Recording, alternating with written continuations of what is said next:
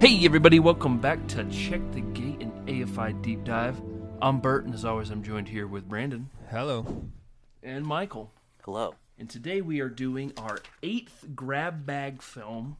This is Michael's pick. We're double dipping in the Michael's pick. Woo. The 2014 film Interstellar. A film which is about when Earth becomes uninhabitable in the future, a former and ex-NASA pilot, Joseph Cooper, is tasked to pilot a spacecraft along with a team of researchers to find a new planet for humans. Now, break it down, Michael. Break it down. You said when you chose this, you were waffling between this movie and Inception. Why? Yeah, waffle. That's the correct term, right? I like that. Okay. Isn't wafting?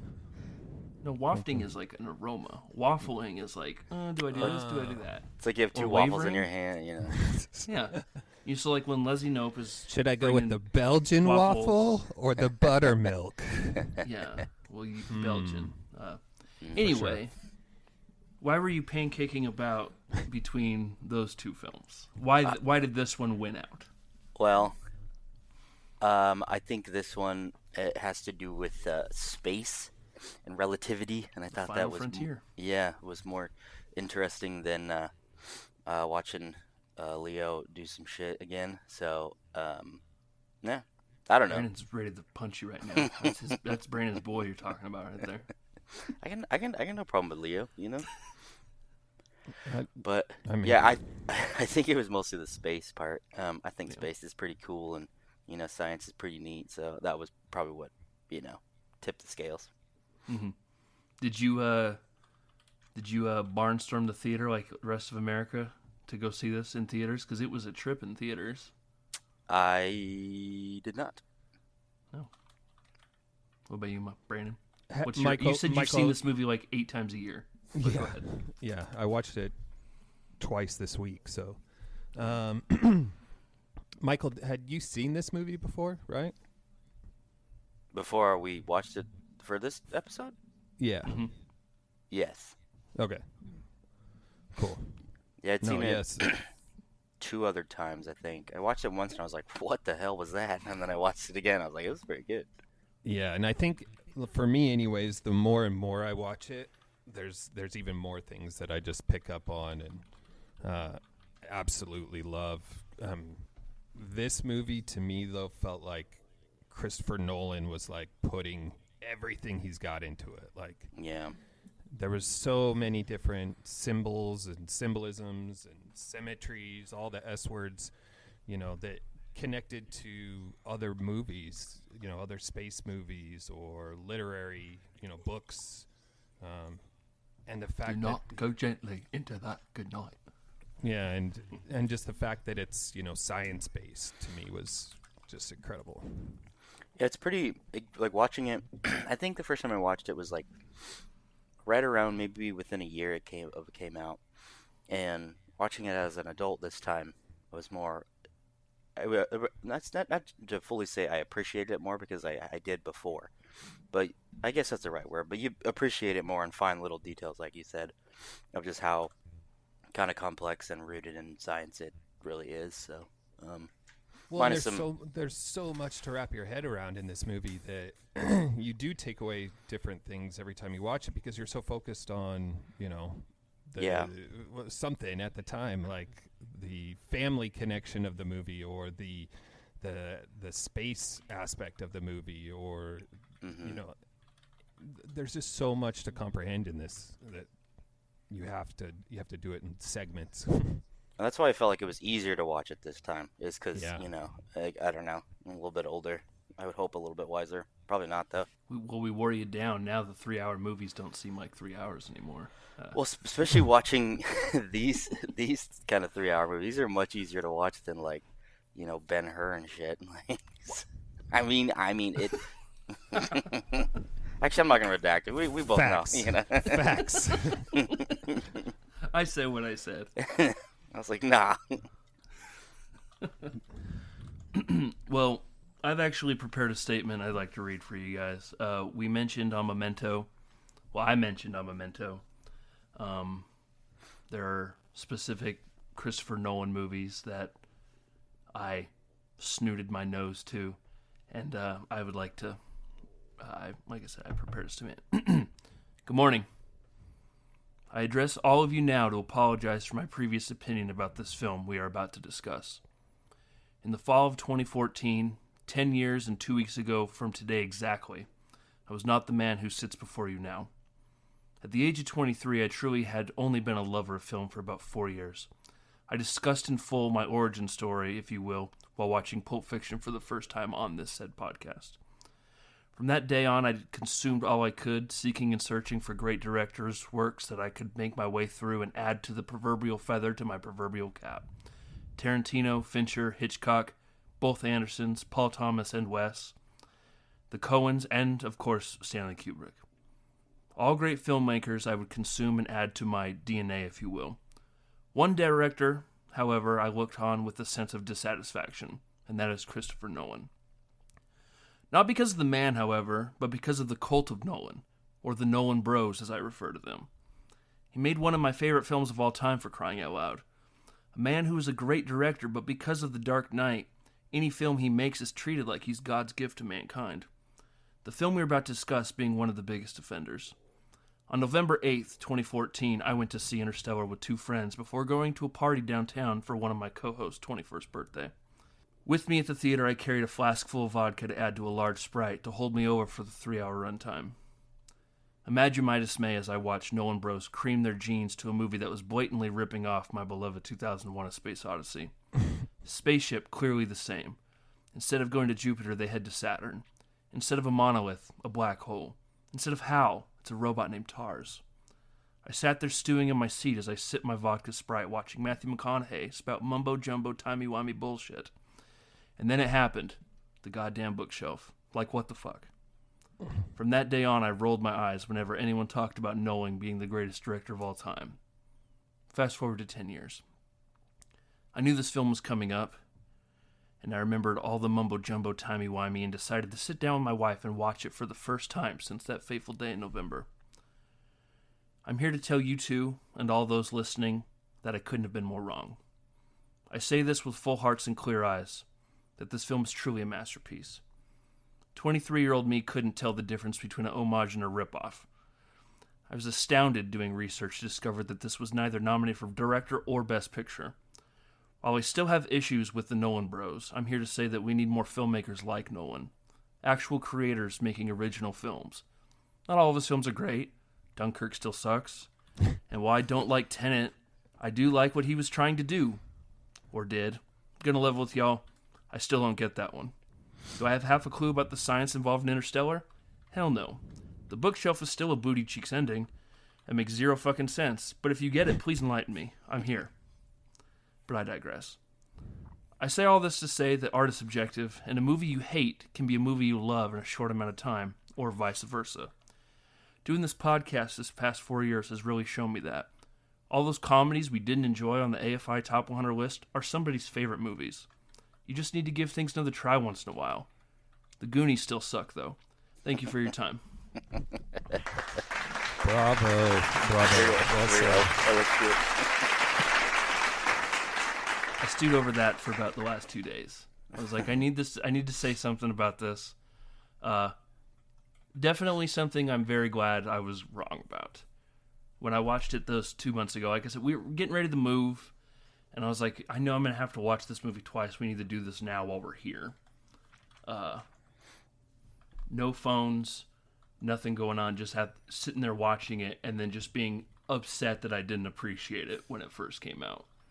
Because I was probably loaded in the theater and more looking forward to getting more loaded after the movie. That's funny. You went to go see that on my on my 21st birthday? Yeah, with Dave and Ben. That's funny. Then we went to Pie Hole, and I gave you a Newcastle and told you to chug it. Yeah. It's a very memorable day. And I was like, I'm just little. I can't chug it. Nice. So, now that we got that preliminary stuff out of the way, I agree with what all y'all are saying. It was neat actually doing actual research and finding out that one of the executive producers, the theoretical physicist Kip Thorne, he wanted this movie to be completely grounded, as much as a movie like this can be grounded. The physical laws of time and space aren't messed with at all, and any sort of whimsical thing that could happen in a movie needed to be somewhat grounded in science and not just a screenwriter saying, and then they traveled the speed of light, that kind of stuff. Yeah. Yep. So I'm not smart enough to tell you the science is accurate, but people who are tell me that it is, which makes this even much more impressive, to be honest. But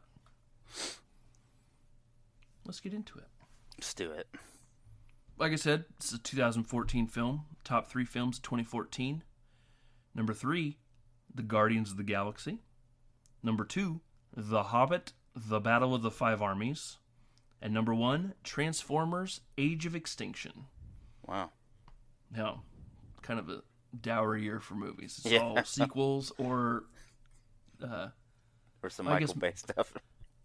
well, that's and then that's like the 5th movie in Transformers, and then The Hobbit is the 3rd one, and then Guardians of the Galaxy is the first one, beginning. but the 17th Marvel movie. Yeah. A ticket cost in 2014 $8.17. Was it ever that cheap? Which is equivalent to $10.82 our money. The budget for this film, I was surprised that it was $165 million. It looks so good. I guess I was surprised. $165 million is a lot, but the fact that it was under 200,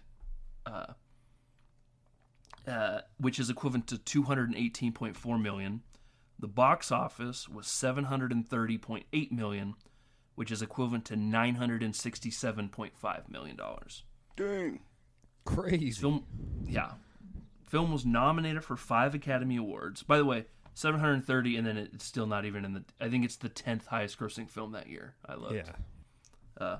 Nominated for 5 Academy Awards, but only won 1.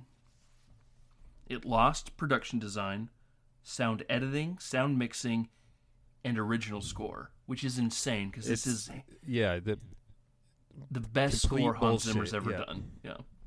Even then, that was the one thing I was like, the music is really good. Yeah. Well, like there's I don't know if you researched this much, but like when they're on the planet with the water, the waterfall, Yeah. and that ticking noise, Yeah. that ticking noise actually represents 24 hours passing. One Earth day. It's every 1.5 seconds, which equals 1 Earth day. And like there's shots in space where it's just completely quiet, There's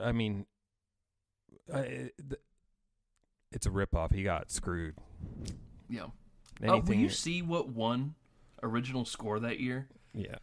I think 2014, so it would have been the 2015 Oscars, but I feel like that is the Birdman year that won Best Picture. So I think it might have been that For best music?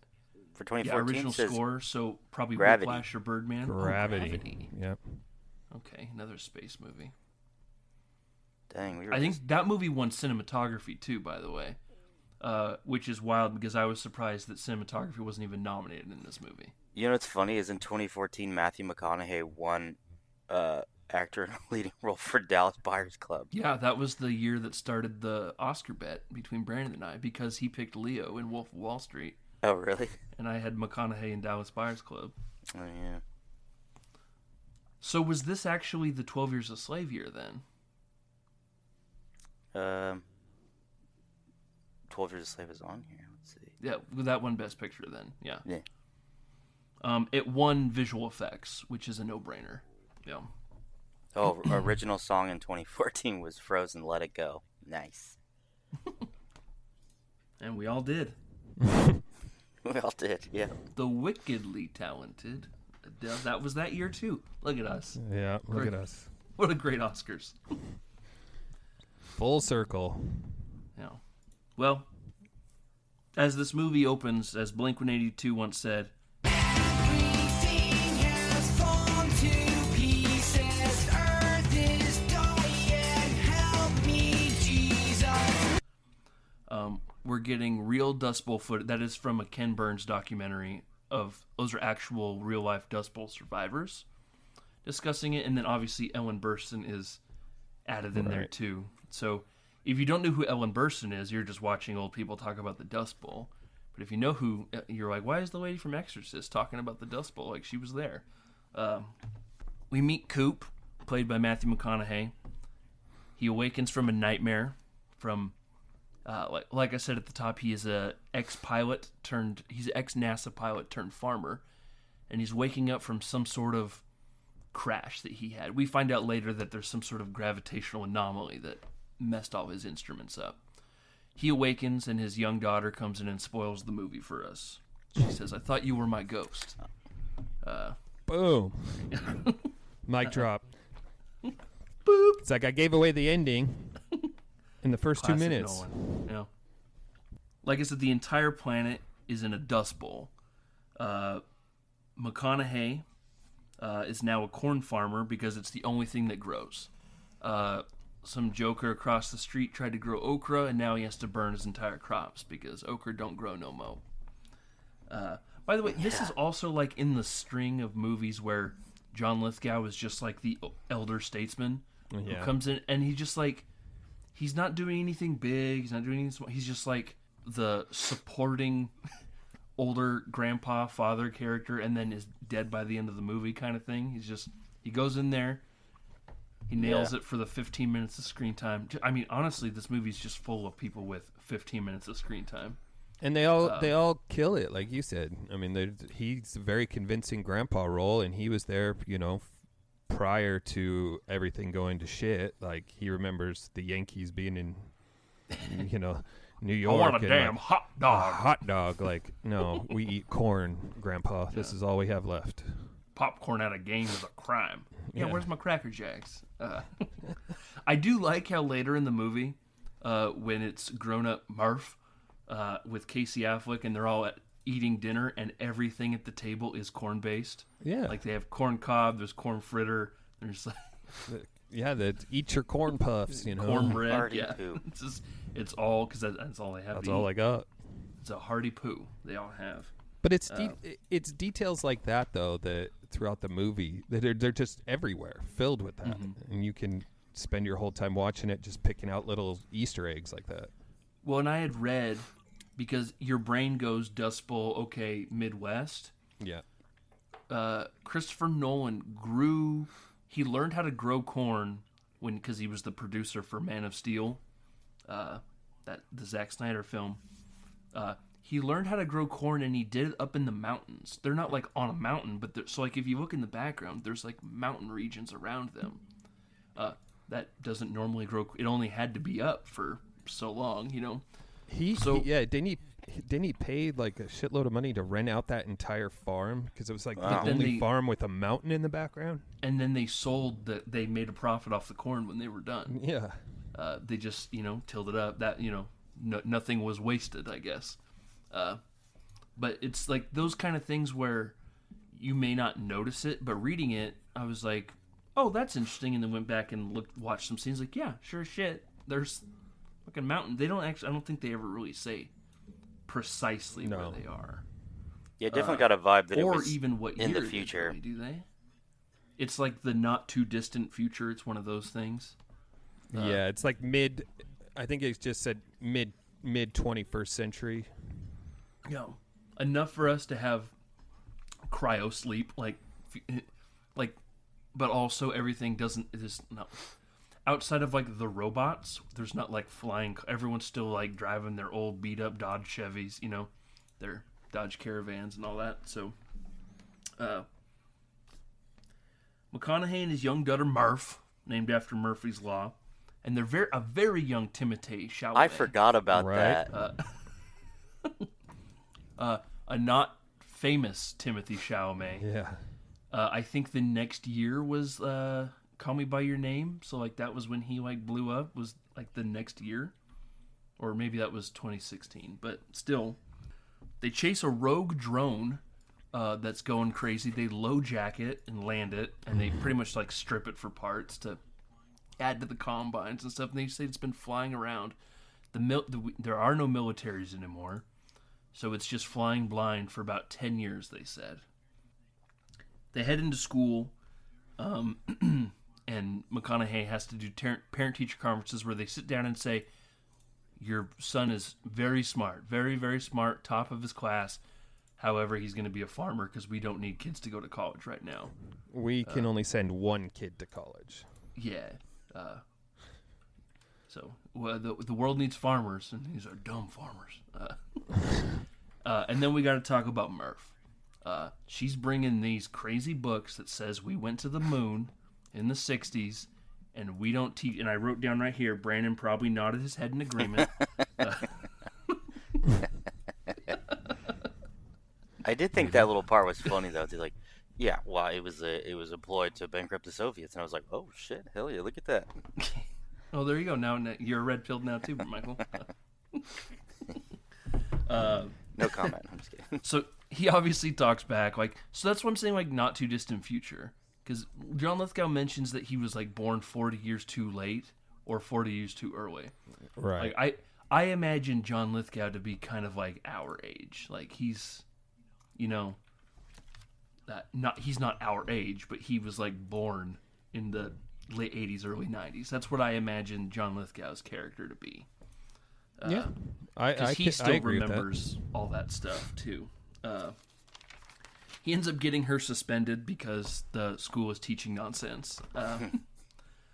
But back on the farm, all the Combines have creepily come back to the farmhouse because with all messed up compasses.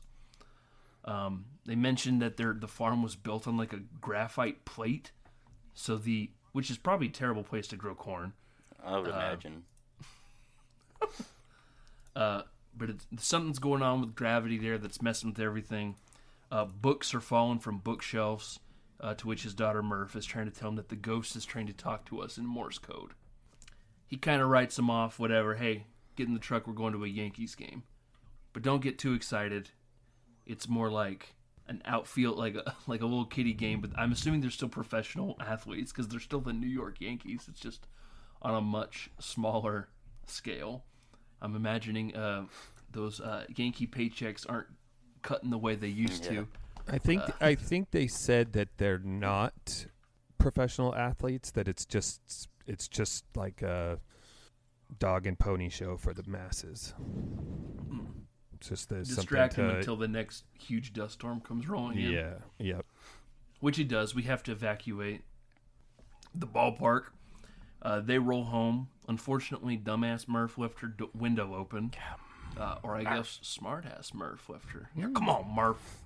Come on, Murph. Murph. Come on, Murph. They go upstairs, and they see the dust is falling in random lines on the ground. I love that part. The next morning, we see McConaughey, studying it and says it's not Morse code, but it's binary coordinates. So they write down the coordinates. I like how he, obviously he's like, you can't come with me because I don't know where this leads. And then she hides in the truck, the classic, under the blankets, and then jumps out and scares the shit out of him. I noticed it more this time because something happens a little later, and I was like, oh, that's actually a really nice touch. Yeah, you know what I'm talking about. Yep. I'm glad you picked up on that. That's it was literally last night when I was like, oh, I didn't notice that the first two times. Yeah, it's sad. It breaks my heart. Very sad. Yeah. She scares the shit out of them. They drive what seems like all day into the night. They meet they're at this chain link fence. They break in the bolt cutters, and they're immediately met by a weird ass robot that's like a brick, like a Minecraft robot that talks. I like how they do his voice. It doesn't sound like nails. It just sounds like it's a person talking, but there's no weird robotic verb. Oh, you know what I'm saying? It just sounds like a normal talking voice. Except for Nolan did make it tinny, so it sounded different. And he'd turn the volume down on him, so that everybody else around the bots sounded natural. But that was the distinction between them. He definitely sounded lower. Yeah, but yeah. They find out that they're at NASA. NASA had to go underground because they're the ones having schools teach that we never went to the moon to get people to not worry about, care about space anymore. The wasteful government spending is no more, but we're still actually working underground. Anne Hathaway rolls in, takes Matthew McConaughey to that conference room where Michael Caine is sitting there with a bunch of government officials. Michael Caine, do not go gently into that. Good night. Reminds me of a poem. Burglar had been throwing him away. He tells McConaughey that soon Korn will die and life on Earth is actually done. We're dying. We're screwed. And that NASA's mission now is to find life elsewhere. And they've already sent 3 astronauts out on a mission called the Lazarus Project to find habitable planets for Earth. Send them to 3 different planets by going through a wormhole, if you will, to 3 planets they believe to be habitable. If they're good, they're going to literally send us back a thumbs up. Keep sending that thumbs up until we come get you. But we need another mission because we have 3 thumbs up going on right now. And we need a mission to go in there and get their data from them. And Coop, I want you to lead that mission. McConaughey's obviously hesitant because he has kids. Doesn't know how long it'll be. Michael Caine even tells him as much. Who knows how long you'll be gone. You're probably not coming back. Yeah. The wormhole is next to Saturn, which obviously heads to another galaxy. But they mention, and this is where the sciencey stuff I don't understand. They were saying that a wormhole they don't just appear, somebody has to open them. I mean, we kind of learn later. I still do have an issue with the ending, and obviously we'll get there when we get there. If we want to treat it like 2001: A Space Odyssey, we can. But I'm completely in the dark, confused. I'm in the Tesseract that Brandon is in right now. Michael Caine tells them that we have 2 options. I'm working on this gravity equation. If I figure out this gravity equation, we can use it as an arc, if you will, where we're at right now, to send people from where we are now, from Earth, to these new planets to inhabit. Or plan B, we never figure it out. We load up your spaceship with jizz bombs, and you just repopulate those planets yourself. I believe he uses that terminology too. Gross. That's what they are. Frozen embryos. Yeah, that too. Okay. Let's go. Scientific. Let's go with that. Obviously, Murph is pissed that McConaughey's leaving. He pleads with her to stay. He pleads to her that he needs to leave. You know, the needs of the many outweigh the needs of the few kind of thing. She tells him she figured out the Morse code and it says stay. S-T-A-Y, stay. He's crying. He finally gets her to relax. How long will you be gone? I don't know. But hey, gravity works weird up there. Time works all weird out there. Who knows? By the time I get back, I might even be your age. Which is a terrible thing to tell her. Obviously, she's upset you're leaving. And he goes, I might be gone so long, you'll be an old woman like me. You know, like I'm saying? What the hell? McConaughey's in his 40s. He didn't really account for the Murph's Law on the other side of that time dilation can work both ways. Yeah. He does mention, because they do also mention that the black hole, one of the planets, why even go look at that planet? Like, I get it, like it could be habitable, but it's just like, oh, it's gonna completely fuck all our shit up by going there. Yeah. He gets in the car, he leaves. The only thing Timothée Chalamet cares about is if he can use his truck while he's gone. I told my wife, I was like, "We're men. We don't have feelings. Just give me a hug and let me borrow your truck, Dad. See you when you get back. Slap him in the ass." He's driving away. Murph comes, and that's when we get those blankets. We see those same blankets. McConaughey kind of lifts them up to see if maybe she's down there hiding. One more time, and that's the part I was just like, damn, I never noticed that the last time, but he was hoping she was there. But the next camera shot is cool too, where it's the side view of the of the pickup where it's like driving. Well, we get that side view. I couldn't find any sort of like, is there some kind of theme? Like, I know it's just like the wreck at the beginning is shot from that angle. A lot of the time the spaceship is shot from that angle. The pickup truck was shot there, and at this time it was the back shot. Yeah, and then when they're leaving, you know, when he's leaving, it's like the same, you know, driver's side mirror shot, and it's pretty cool. It's always when he's leaving. Mm-hmm. And then it cuts right into the rocket launch. We hear the countdown from the 10 down to 1, while we get that the now famous gif of him driving away, crying, looking disheveled and absolutely destroyed. And then we cut to them launching off. They're up into space. And then we get the very 2001-esque where we need to dock with the giant cylindrical ship, which is based off a clock. Mm-hmm. So there's 12 little pods on it, the time being a main theme in this movie. We get that really silent... I love just how dead silent those space shots are. Yeah. And then... they're just perfectly inserted at the right times too, and they're not. It's almost jarring too, yeah. because it's complete silence. I was gonna say it's not expected. Like you're not expecting it to go just deafening quiet. Like, I love the robots have humor settings on them. You can go ahead adjust and take them that down to 75. Yeah. The honesty setting is only 90% because absolute honesty doesn't ever fly with humans, so we keep it at 90. He's like, okay, I'll respect that. They set a course for Saturn that will take 2 years' time to get there. And that's, we get probably for the 14th time now, the Michael Caine narration, do not go gently into that, good night. They settle in for their cryo nap. And McConaughey and Hathaway. I should say that there are 4 people on this mission. There are 2 robots, Tars and Case, and then 4 humans, Matthew McConaughey, Anne Hathaway, Wes Bentley, and then the scientist whose name I don't know, but his character's name is Romley.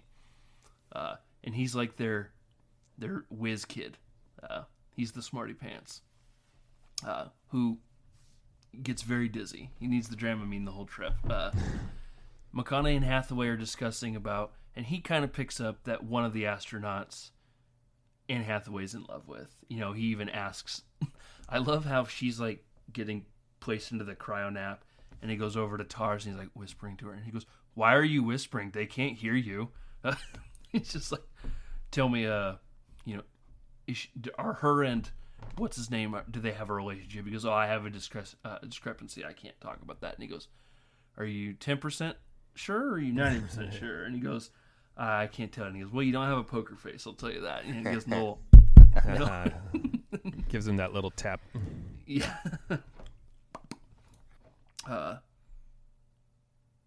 We wake up 2 years later. I love just the little shiny dot next to Saturn, like the scope of Saturn being so massive. I had read that they had it at Saturn because originally that's where 2001: A Space Odyssey, that was the planet they were going to go to. But because the computers couldn't make the Saturn's rings very well at the time, they changed it to Jupiter so they didn't have to have that problem. But in the actual novel that Arthur C. Clarke wrote, Saturn is the planet they go to. They come up on that wormhole. I like how Romley's like, "Can we stop the spinning now since we're here?"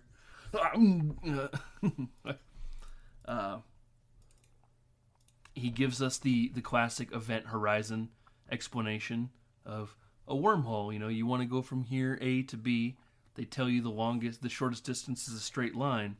Actually, we're just gonna fold that piece of paper and puncture through, which is directly out of Event Horizon. A great horror space film. You should check out if you haven't already. The only thing is that they still use that reference today, like explaining wormholes and if time it ain't travel. broke, don't fix it. That's yeah, exactly. So, no. They enter into the wormhole, and it's super trippy. I'd read that they used actual, like, quantum physics to, because, wormholes aren't a thing, question mark. They don't, they're all theoretical, which, back in the day, black holes were theoretical, and now we know they exist. Back in the day, Pluto was a planet. Now it's not. I mean, anything can happen, Oh. Don't get me started. Go.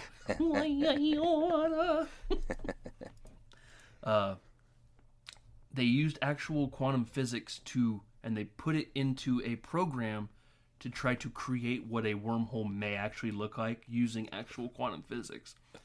And I'd read that it took like 800 terabytes worth of data to render it, yeah. that wormhole that they fly into. 800 terabytes, Jesus. Yeah. No, I got a 2 terabyte thing sitting over there, so I need 798 more. A lot more. Yeah. Shish. They fly in and we get that super trippy, that effect. I'm going to keep saying very 2001: A Space Odyssey because obviously that's kind of what they're referencing at this point when they're flying into the monolith. Well, it's deliberate. Everything is deliberate to it's just a more modern. Yeah. Honestly, I can say this, when I was sitting there in the theater that first time, really upset that they were ripping off 2001: A Space Odyssey. I was like, I swear to God, if this robot, TARS, becomes bad, I'm going to lose my shit. Why did they just change the name of the movie? Yeah. It's called 2003: A Space Odyssey. But see, you can't look at it as ripping off. A lot of it is just an homage. Yeah, which I said already at the beginning. I was just a... You just said he was sorry, okay? You were just in a 23-year-old kid. Just drunken stupor. I wasn't drunk yet, but I was getting there. It's a 3-hour movie, guys. It is. Yeah, I was gonna be, okay? Jeez. I was planning on it. Yeah. I was only 4 hours away from holding Michael's head over a toilet. He never did that. I'm just kidding. You never That would have know. been wild if you threw up an hour into your... Too much pie hole. Did we even get pizza? I don't know. Anyways. That's where we started. But did we even get pizza there? And then we went upstairs. Yeah, we did. Oh, the three of us did. Ben, Dave, and I did because we. And then we went to the balcony. We get that great distortion of Anne Hathaway saying something weird, smudging her reality. She like sticks her hand through it, and she makes the call. It was the first handshake, interdimension handshake, I guess. We discussed how all 3 astronauts were submitting thumbs up. However, one stopped transmitting a few months ago, who is the person that Anne Hathaway is in love with. But the other 2, we have a Dr. Mans, who's still submitting a thumbs up, and then we have a Dr. Miller, who she's also submitting a thumbs up, and her planet is first. However, her planet is so close to a black hole that, like we mentioned at the top, 1 hour for them is actually 7 Earth hours. We can visibly see Matthew McConaughey's butthole clench at the thought of any time on this planet, we could be losing, precious moments on Earth. I got kids. I'll get back to Murph. My son don't even know his name, but Murph I got to get back to. So they decide, all right, we got a plan. We're going to skirt the black hole as much as we can, fly out as far as we can on the expedition, the name of their spacecraft, and then take the Ranger down to the planet. That way, Romley's still up on the spaceship, and he said he was going to study the black hole as much as he can. Bingo bongo, it might be, a year or 2 that you're up here waiting by yourself. But we'll go down there, we'll get the data, figure everything out. Hopefully it's, everything goes smooth. We're back in a jiff. And a jiff is apparently a year, God willing. We're only losing a year. Sounds good, we got a plan. McConaughey, Hathaway, and Wes Bentley load up in the Ranger with TARS, and they head down on this planet. And it's like an ocean completely full of water, but like a shallow ocean, only comes up to their ankles. There's no mountains anywhere. There's nothing but water as far as you can see. They land and they immediately find the beacon that's been beeping. It's no longer activated. They're like, well, shit, she's dead. We need to get out of here. Oh, wait, there's more of the debris of her ship over there. Anne Hathaway decides to go all the way. My issue isn't with what Anne Hathaway does. My issue is what Wes Bentley does here. He lays down and takes a nap. She goes out to get the data, and we look on the horizon, and there's like, it looks like a mountain. They're standing there for a little bit. They're talking that, we're getting the great music with the ticks every 1.5 seconds, like we said already, letting us know, not even letting us know, you don't really know unless you look it up yourself, but it's a day is going by on Earth every 1.5 seconds. We realize that is on a mountain because it's getting bigger. There's a giant tidal wave heading for us. Cowabunga dude. Terrifying. Tars, I need you to go get Anne Hathaway. He goes full asterisks and then starts flying towards her. Meanwhile, Wes Bentley's just still standing at the door of the ship, not getting in the ship. Yeah. He's got the video camera. He's filming it. He's like, it's the most beautiful thing I've ever seen. A la American Beauty. Tars picks her up. She's able to get the data. They get back in the ship. They put her in the ship. Wes Bentley still standing at the door of the ship, not getting in. And then he turns to get in, and then the wave takes him away. Idiot. Stupid. Deserved it. Yep. Just get in the freaking pod, I wrote down Wes Bentley dies, because sure. Idiot. They ride the wave as the Wipeout music plays. They crest over, they land, they try to leave, but they can't because the ship is now waterlogged. They don't have any spare rice, so they're going to have to wait. And then, again, we're still getting the ticking. He's like, how long is this going to cost us? And Anne Hathaway's like, decades? Like, obviously, clearly. And then what really tripped me out was McConaughey was like, why was the beacon still beeping? And then she's like, well, because we're so close to this black hole. It just happened. It just happened for her. She crashed minutes ago on the ship, but because of the time dilation, we were getting the message the whole time. And it wasn't until we were on the planet that the beacon was gone. Which was a real mindfucky trip. Yeah. Thinking about. The same wave that hit them was probably the one that crashed her ship. Yeah. Like, that's how close they were. They're finally able to kickstart the engines, luckily, because another wave is coming. They get up to the ship. They dock.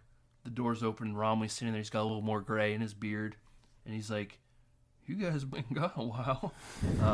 To which Tars is like, 23 hours, 4 months, and 8 days. That's how long... 23 years. Yeah, sorry, 23 years, 4 Yeah. months, and 8 days. Which is a trip back on Earth, but for Romley waiting in the spaceship for 23 years Yeah. is insane to me. I'm imagining there's no more food on the ship. He was going in and out of cryo, but they said they only have so much cryo. So it's a real trip to just imagine him I would imagine slowly going insane up there by himself. Yeah, and then you look at the other guy that they're about to visit bitching about his nap, and you're like, dude. But also think about it. Romilly's been up there for fucking 23 years. But Dr. Mans is still on that planet for 23 years too. Yeah. So the man that we see is a lot younger when he goes. So like it's all the same for everybody. Yep. So Anne Hathaway's worried that her dude is dead now. We already know that his beacon has kind of stopped anyway, but was working up until 3 months ago. But now he's 23 years ahead of her. Dr. Mans is 23 years ahead of everybody now, too. So, like, if you start breaking that way down to... we're not even talking about what's going on Earth. Yep. We're about to get to a part where we're going to be cross-cutting back and forth between Earth and space. When McConaughey finds out that they've been gone this long, Romley's like, yeah, we got like a shit ton of messages y'all need to watch. And another classic gif of just McConaughey just absolutely distraught, slowly dying. He sits down and watches message after message of Timothy Chalamet being like, hey, Dad, second in my class, but I still got C's, so I guess I'm a farmer now. And then we cut to him being Casey Affleck, and his voice is higher now. Your voice gets higher as you age. Yep. Hey, Dad, it's me, Casey Affleck. It's all the dust that he's been breathing in. I got the black lung, Pops. He's met a girl. He gets married. He had a kid. The baby died. Grandpa died. It's gone to shit. Yeah. Still holding on to what of the farm we have left. I keep asking Murph. She doesn't want to send you a message. The next message, we see adult Murph sit down, and it's Jessica Chastain. Says, hey, Dad, this is my very first message. Just thought I should let you know it's my birthday, and it's a special birthday because I'm now the age you were when you left. And that's when you said you could possibly be back, and you're not. Which McConaughey just completely breaks down. Great crier, McConaughey, in this film. Yeah, no kidding. Cut to Chastain back on Earth, finishing the message, getting up. Michael Caine's is now in a wheelchair, real excited to see that she's sending her first message. She's like, don't get used to it, I'm just sending the one. We find out that she works for NASA now and is trying to help Michael Caine solve the gravity equation. Back on the ship, Romley lets Hathaway and McConaughey know that they no longer have enough fuel to go to both planets, so we need to decide. We don't have enough fuel to go to both planets and then be able to come home, so we need to decide which one is more viable. Well, Mans is still sending out thumbs ups. Hathaway's lover, haven't heard a peep from him, even though the data suggests that planet is better. Bullshit. McConaughey tells her that she needs to take her feelings out of it, and then she tells him that maybe love conquers all. Maybe. Maybe that's what's more important right now, and then they decide, actually, we're going to go check out Man's planet, and then she requests that he be just as he remove his feelings too, if they can never come back home and see his family again, if they need to be dropping jizz bombs on Man's planet.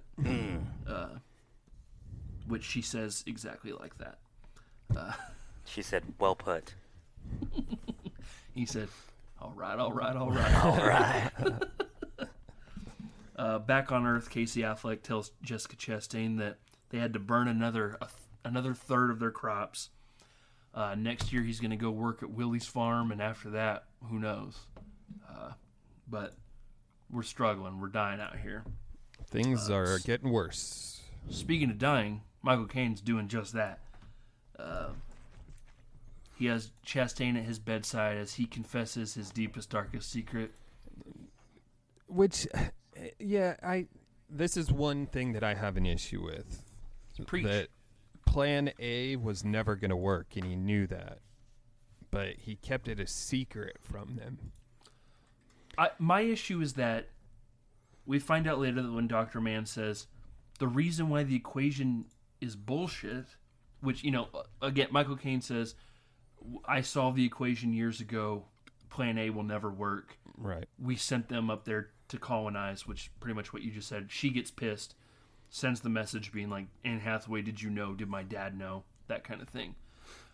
My whole thing is that Dr. Mans even says, well, we don't, if the only reason why we don't know is because We don't know what's inside a black hole. If we know what's inside a black hole, we can figure all this stuff out. So I don't know why they just weren't upfront with that. Especially since they said that they were sending probes in, but you can only have so much information for so long. But yeah, and that's what I have an issue with, is why didn't they know that, and why didn't he be upfront with them about the real mission? Like, I you mean, were I just think going up there to colonize. McConaughey never would have gone Right. if he knew, like, but the fact that nobody else knew, like Anne Hathaway never knew that. She was trying to go up there to meet her boo anyway, so it's like her colonizing with him sounds like a great idea to her. But so like it's weird to keep her in the dark about it. Plus, can we question her choice in men in this movie? Yeah. If you want. Yeah. So, I mean, that's... There we go. We're questioning it. What did she see in that guy? I don't know. He's a pilot, dude. Heart wants what the heart wants, man. The problem is that the photo we see of him, he's not wearing aviators. So, yeah.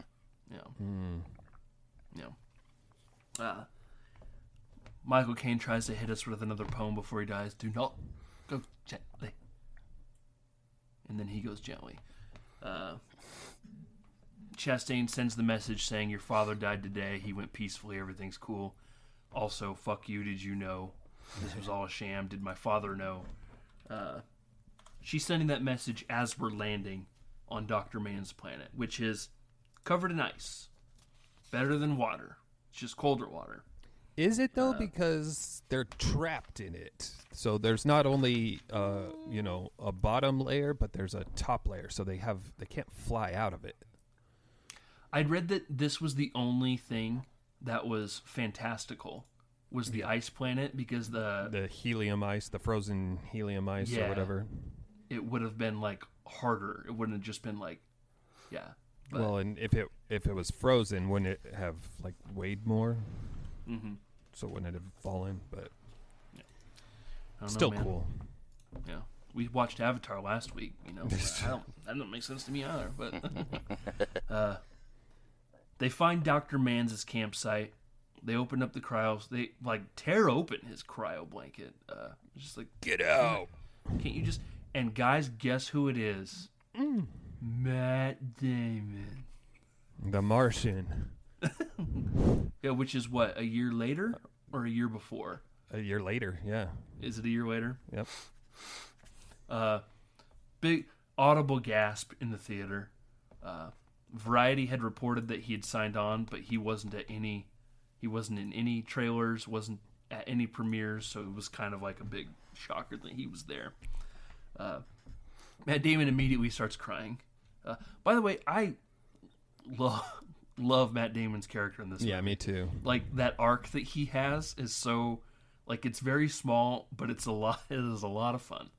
It's small, but it's heavy too. Like, he thinks like he is going to single-handedly save the human race. He thinks he's God's gift to mankind. And I love how how esoteric he is about it. Like, he's just like off on his little tangent speeches and his monologues. He has like 4 monologues. They're so good. Damon starts crying because, my God, I never thought I was going to see anybody. He mentioned that last time he went into cryosleep, he didn't even do an end date, just kind of hoping that somebody would wake him up, which is what happened. The days are cold here, but we can live here. If we go down to the second layer, we're up top. Why my camp is up top, I don't know. But if we go down to the bottom, you can breathe the air, and we're toast my goats. We're good to go. The days are cold, 67 hours long. Nights are even colder, another 67 hours long. But we're good. My TARS unit over there, Kip, K-I-P-P, more like K-R-I-P, because he's dead. I tore him apart. I decommissioned him. He malfunctioned. You mind if we have TARS check him out? No, he needs a human touch. Don't worry about it. Oh, yeah, don't worry. Stay away from that. Stay away. We finally get the message come in. TARS is like, hey, you got a message from Murph. That's when they get their side of that. what is he talking about? We're just a colony. And that's when Matt Damon's like, yeah, I actually knew about this. Here's the thing. When I was talking with Michael Caine, he was just like, Earth's pretty much screwed. We're going to need to just colonize. Then he said something about, don't go gently into that good night. And they're like, fuck the poem. He did the poem.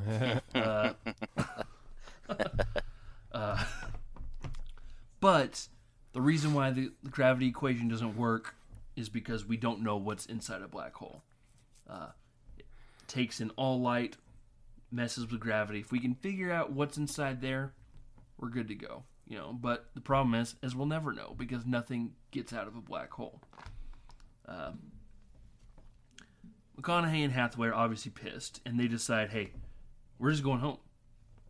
I'm just going to go die with my kids. How about that? Cut to back home. Chastain gets this weird feeling that maybe the ghost in her room was trying... This is where I start having issues. It's just like out of nowhere. She's like, that ghost I haven't thought about in 23 years. I think this has something to do with what's going on. Jessica Chastain gets to a lot of conclusions very quickly in this film. And she's right about every single one. She's smart. Wicked smart. But it's just, we don't have any time with her. So it just seems that she's just like, oh, I think this means something. It does. It means exactly that. The ticking on the watch, that's the gravity equation. I know it. Weird guess. You nailed it right on the head. Yeah. Topher Grace, come with me. Get in the car. Yeah. Romley tells McConaughey that they should send TARS into the black hole and have him relay as much data as possible until the event horizon. So we're going to leave. Matt Damon will probably send more people to get you out of here, but right now, we got to get going. He's like, cool, just help me secure these modules real quick. You'll be on your way. It's all good. You're going to have a transponder. Are you jacked? You primed? You good to go? I love all that. Him and Damon start working their way down to these modules, and we get Matt Damon monologuing about the yearning to be with other people, intercut with Chastain exploring the bookshelf. Casey Affleck's little kid comes in there, and he's like, Mommy lets me play in here, but I don't touch your stuff. Which I'd be like, good. Fucking touch my shit. Touch it's my just the Legos. way you left it. Yeah. Did you touch my drum set? Yeah. Sitting in the corner. This is a drum set. I didn't see that before. Damon, is confessing about how he never thought, he thought that his planet would definitely be the one they would go to. He's the Boy Scout. It's a real bummer that actually this planet isn't inhabitable. McConaughey's like, what? And then he gets knocked down that little ledge. And he goes, sorry, I can't let you go home. I need your ship to go to the other planet. I've been sent by God. I'm on a mission, and you're ruining everything, kind of thing. He's like, this place is fucked, so I got to get out of here. You guys can stay. I like how they're wrestling on the ground, and then he starts headbutting him, and he goes, if you do that, there's a 50% chance you'll break your own helmet. And he goes, that's the best odds I've had in a long time. Starts headbutting the mask. Cracks it. Now he's suffocating. McConaughey is. And then he just is walking away, monologuing more about how, hey, they say when you die, you see your family. Do you see your family? Super what's Bond the last villain thing you see when you die? Yeah. They're with you now, I know it. I thought I could watch this, but I can't. Sorry, but I got to go. McConaughey's crawling his transponder. He finds it. Which he says he says he thought he could watch this, which means he'd been thinking about doing this. This was all completely planned. It wasn't spontaneous. Hey, people showed up. He's like, once people get here, I'm gonna. Because they're gonna know that they're gonna know that it's not a good thumbs up. Their whole mission was, they mentioned at the beginning, if it's not habitable, hey, thanks for your bravery. We'll hang a picture of you on the 10-year wall that said, here lies Matt Damon, died on Icehoff. But we won't show his face because we can't let you know who it is playing him. He warns Anne Hathaway right as Romley is messing with Kip. This data doesn't make sense. Kip blows up. It's been MacGyvered to explode if it's been messed with. It needs a human touch. Yeah. and he touched it, and he blew him up. Hathaway swoops in on the Ranger and saves McConaughey, but unfortunately Damon has GTA'd their spacecraft. Back home, this is when we start going cross-cut. Topher Grace is with Jessica Chastain trying to figure out why their son has a terrible cough. Like, we don't already know why he has a terrible cough. While she's exploring the bookshelf, she finds that watch, sees it's like the seconds hands are like ticking all weird. I love back up in space. Matt Damon's flying up to the ship and they're warning him. Like, he docks, but he doesn't dock properly because he's flying manual. They're trying to radio him, don't do it. Whatever you do, don't open the hatch. You're going to decompress the entire thing. You're going to blow it up, and we're all fucked. And I love how Matt Damon is getting ready to monologue again as he's got his hand on the door, and he goes, you know, there comes a moment. Yeah. And then it just goes quiet. Yeah, like, I love it.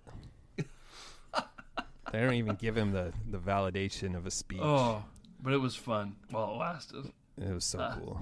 I just love I'm sure whatever you were going to say is going to be super eloquent and amazing. And yeah, and the cool thing about those cutting back to Earth and the other planet is that it's parallel. I mean, they can't stay on this planet, and then you have Topher Grace saying we can't have them stay here. Like, we're bad. all fucked. It's bad. We gotta go. It's bad. Yeah. McConaughey puts on his aviators, turns his hat backwards, and docks that sucker while it's in full spin. I gotta feel it. It's the equivalent of just like motherfucker sideways. just like Just crank. Yeah. Cranks the wheel. They're hitting the G's. And Hathaway passes out. They land, but because the explosion happened when Damon blew up, it knocked the ship off its course, and it's getting closer and closer to the black hole, which is obviously even more fucking with our time. They plan to have McConaughey manually drive towards the black hole and slingshot Hathaway towards her lover on that planet. And then while doing that, sending TARS through the black hole, and then McConaughey will then go through the wormhole back home. That's the plan. And doing that, they even mentioned this maneuver is going to cost us 51 years. They do that, but then McConaughey decides to self-sacrifice himself. He's going to go gently into that good night. And he launches himself into the black hole. While Anne Hathaway is just like, all right, no, don't go. I'm still going this way, though. yeah. Oh no.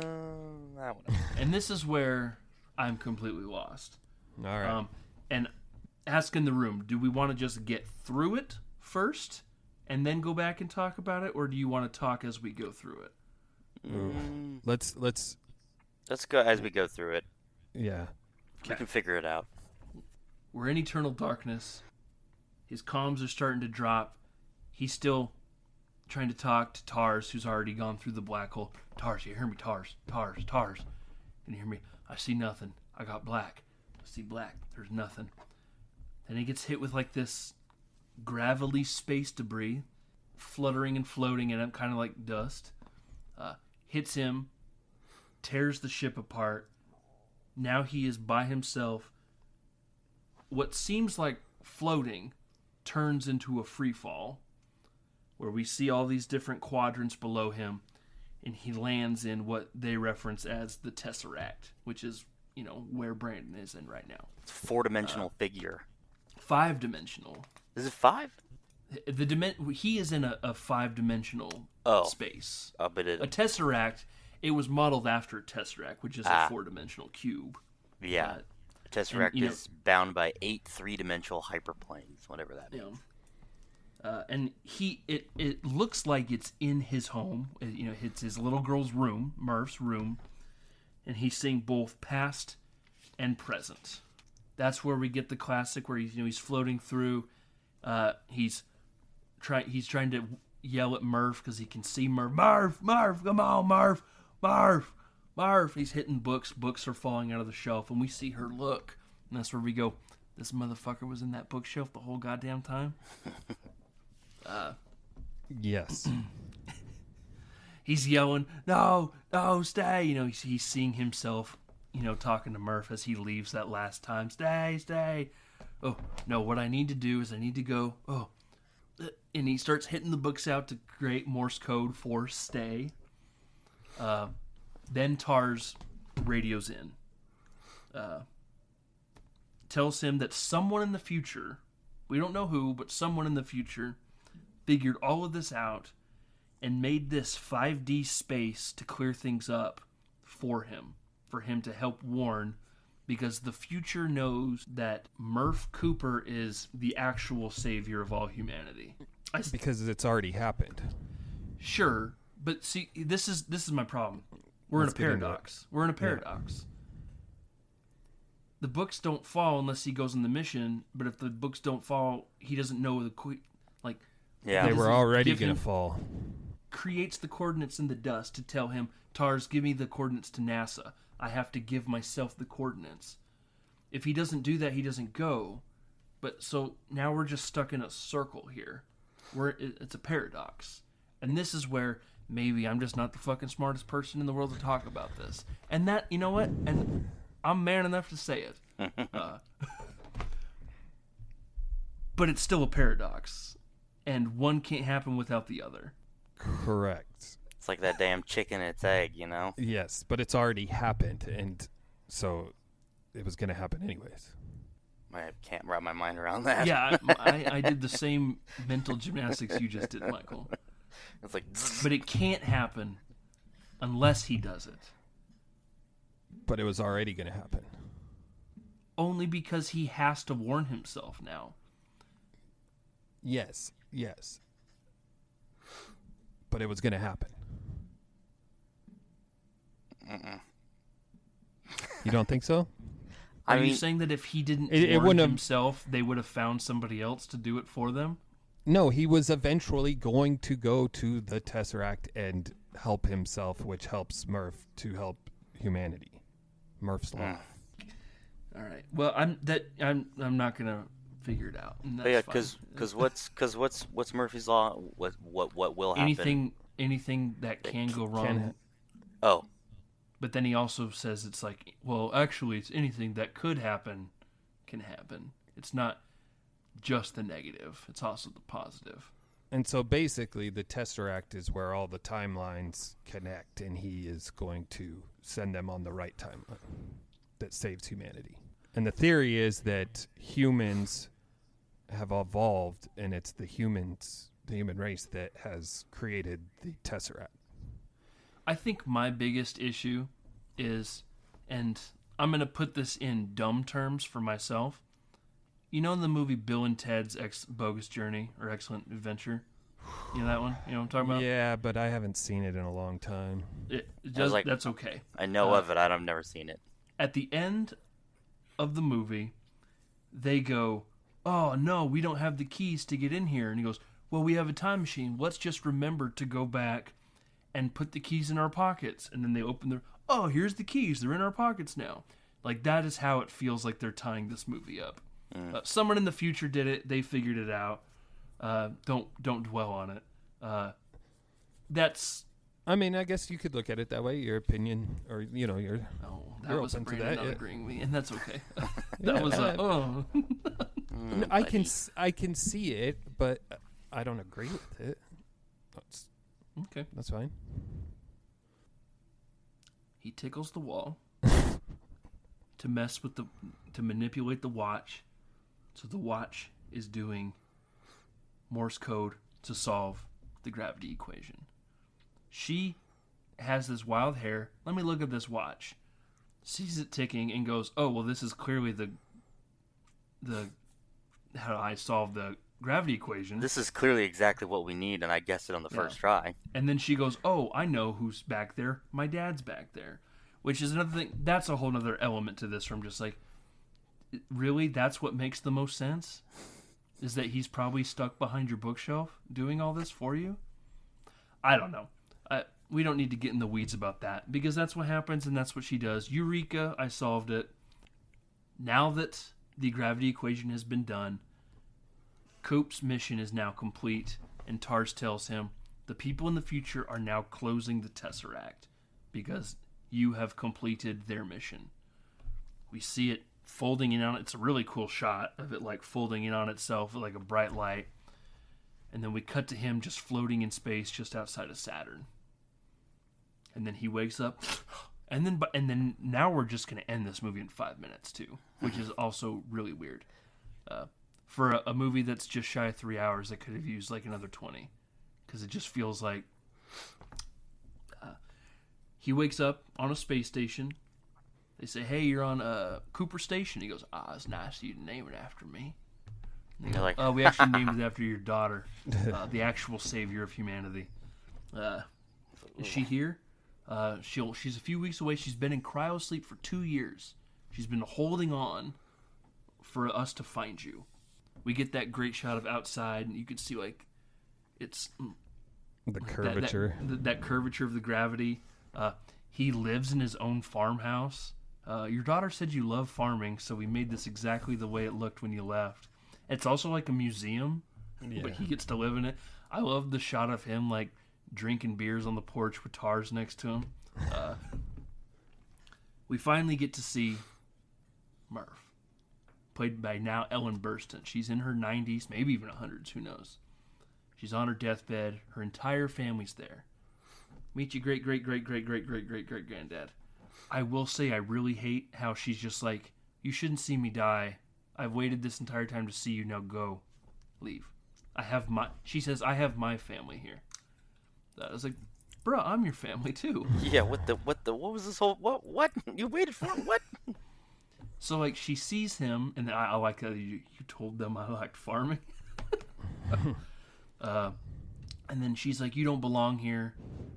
Not in a mean way, just a very affectionate way. You don't belong here. You need to steal a ship and go find Anne Hathaway.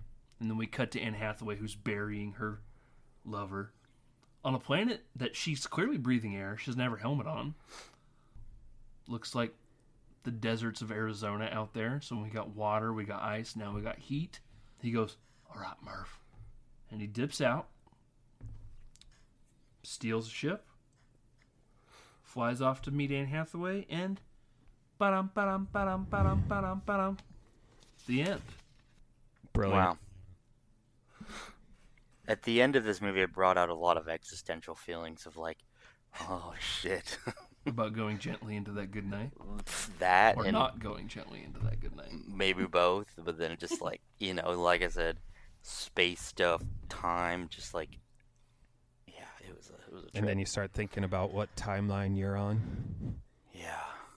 The forbidden timeline. Maybe. Forbidden. A real fun thing I found, by the way, since, we talked about the score and how great the score is. Nolan showed Hans Zimmer zero footage. Normally when you write a score, you're watching the film and you're scoring it to the movie. You have the band in there playing while the movie's going. That way you're recording at the same time. He showed him zero footage and told him absolutely no plot points to this movie. Instead, he wrote him a short story about a father leaving a child to complete an important job. And it only had 2 sentences of dialogue in it, and one was, I'll come back, and the other one was, when. And that was all he had to go on. Wow. Yeah, So and I think the ticking of the clock score, like he only gave him like a small amount of details, and it was basically just the fact like the time dilation part, and that's what he came up with, was that ticking. Well, and I saw The that metronome. some of the music on the score is made with 60 beats per minute to for the seconds. For the time, So yep. it's timed. So in the parts of the movie where time is at its most crucial, that's the music that is at 60 beats a minute. Apparently Nolan also handpicked all the books on the bookcase too. Like, It was like besides like the generic like Real Estate for Dummies. No, like the generic encyclopedia books. It's like a Wrinkle in Time is in there. Some other like a T.S. Hitchhiker's Eliot. Guide to the Galaxy. Infinite Jest. Think more Yeah, I see Yeah. Hitchhiker's Guide to the Galaxy. Yeah. But I think that's pretty cool, too. They all deal with the themes of this movie. Precious, based on the novel Push by Sapphire. Well, Michael, I'm glad you chose this movie. Yay! Because I still wouldn't have watched it had it not been required. But I'm glad I went back in and watched it. Like I said, any sort of film that you think is bad in who knows how long, and sometime you just need to mature with it. Or vice versa. There's some movie I've watched, case in point, 2008, December 2008, the Jim Carrey film Yes Man came out. And I thought that was one of the funniest movies I've ever seen in my life. Watched it 3 weeks ago. I was like, this is fucking stupid. I watched that the other day, actually. That's funny. I was just hanging out downstairs, and I was like, let's see what's... And I watched it, and I was like, Yeah. That's funny funny because Max. I was watching Bruce Almighty the other night. oh, that's a good one. Still Is it- funny. Is it Bruce or... no, it's one where he's like controlling Steve Carell. He's like, Yeah, Steve Carell. It's like, me and my brothers went to Bend last summer, and that was one of the ones that was on their TV, and we were watching it just cracking up yeah, at the bar. it's still funny. Yeah. Yeah. Since we're kind of putting an end, well, maybe not necessarily forever, but we just did those 2 Nolan films. Where does this fall in your Nolan rankings? I'm not saying you have to have a strictly 1 through 10, but if you watch it 8 times a year, Brandon, it probably has to be up there. But Yeah, I would say it's probably either my favorite. Yeah, it's probably my favorite. Number 1. did you It's like the one. It's the Oppenheimer? one that. Yeah, I did. I wasn't completely blown away with it, but I think it's weird that that's what he wins for. Was just blown doing away. a biopic. But yeah, I thought there was some aspects of it that were great. But it was a good movie. But this is definitely my favorite Nolan movie. I like The Prestige too. mm-hmm. They call it The Prestige. I watched that a couple months ago. Emma was like, we have to watch. And I watched it, and I was like, that's pretty good. Yeah. Yeah, it was after we were talking about it when we did the Jackbox games. Yeah. Had you not seen it before that? Mm-mm. Oh, you have to bring it back. It was pretty good. This card. But yeah, it is good. He doesn't make a lot of bad ones. Dunkirk. Insomnia. Insomnia is probably the one I've never seen. The Following. It's his first film. It's the only one he's made. Insomnia, The Dark Knight Rises, and Dunkirk are probably at the bottom for me. Yeah, Dark Knight Rises is probably. I think that might be his worst movie. Still haven't seen Inception though, so. Oh. You haven't seen Wow. That's what starts that trend. Yeah. That's weird you hadn't seen Inception. Yeah, it's And interesting. it was another one of those movies like Avatar that was just like blown up and everybody was talking about it and I never got around to it and It's everybody got your still boy kept in talking it. about it and then I just was like, well, I'll get to it when I get to it, I guess. Like Biggie Small said, man, it was all a dream. Used to read Word Up Or magazine. was it? No. Anything else we wanted to talk about with Interstellar? It's a good pick. 'Twas good. I No, liked it. that puts a nice little bow on Michael's picks. Nice. We now transition to the final film for Brandon. 'Twas also the first film you chose. 'Twas. We're only going, depending on who you ask. This movie either came out December 2014 or it came out March 2015. You decide. We'll let you decide. We're kind of keeping in the same sci-fi genre. Yeah, I like the timing of this pick too. Yeah, but we're staying at home, and we're staying more in one home, if you will. One timeline. We're doing Ex Machina. Been excited about doing this for a while. I wanted to watch it a bunch this past year after you chose it, and I was like, no, have restraint. Same. I haven't watched it. There's been a couple times where I've been tempted, but I've waited. And I believe, Michael, you said you hadn't seen this movie. I have not. I'm looking at where to watch it right now. Ex I think- Machina. I think you're gonna really like this one, Michael. I think you're gonna like the way you look. That too. I won't guarantee it, but I do think you'll like this movie. Yeah. Okay. Anyway, we'll be back next time with Ex Machina. What do you say we go ahead and cut, print, check the gate? See you guys. See ya.